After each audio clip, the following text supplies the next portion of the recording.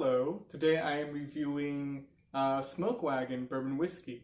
So this was released in 2016. It comes from H&C Distilling Co, Las Vegas, Nevada.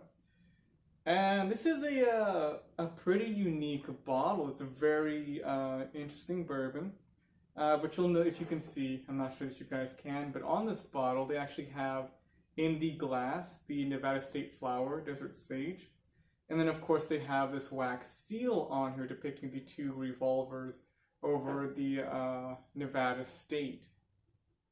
Smoke Wagon is actually kind of Western slang for those specific revolvers. So, very interesting name. And this is actually, has been a bourbon that I've been pretty interested in lately. I've been sipping on this one a lot because I'm quite enjoying it. It has changed a little bit, of course, as the bottle's been open, more oxygen has been interacting with the alcohol inside. Let's go ahead and see what it's all about. So on the nose, you definitely get like a much more kind of molasses flavor. I know more bourbons are typically like brown sugar or caramel, but this is definitely like that heavier sweetness from that kind of like molasses type deal.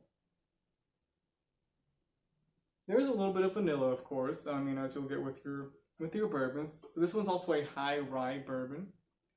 It's blended, of course. And I am getting a little bit as well. Now this bottle's been open, kind of a bubblegum scent. When I first opened this, first tasted it, it was actually kind of syrupy. Not in a bad way, but it definitely mirrored that kind of molasses smell and that flavor that I got from that very first pour.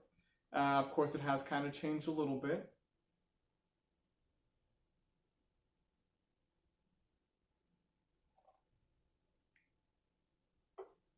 There definitely still is that kind of molasses flavor, but I do get more now of that bubblegum that I mentioned. As well with this bourbon, after you get that initial sweetness, after you've swallowed it and everything, you'll notice there's quite a bitter note on the end that kind of lingers for a little bit, that char from the barrel itself. Which I personally don't think is a bad thing. It adds a nice kind of like progression of the flavor. I do enjoy when bourbons have that kind of bitter note in there to kind of even things out in the end, but personal preference. But this one definitely, as it has stayed open, has kind of changed flavor more than a lot of the bourbons that I'm typically used to. That bubblegum does kind of come in a little strong.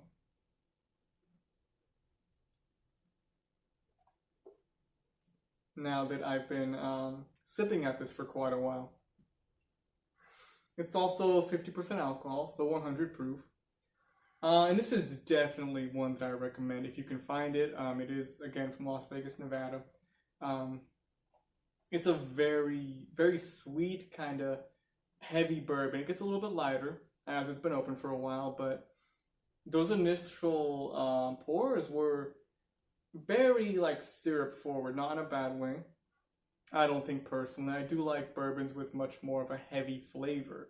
I don't really like the lower proof bourbons. To me, they're pretty much like, they're watered down. So this one, I really enjoyed having that full and bold kind of flavor there. So I very much recommend this one. It's a really nice bottle.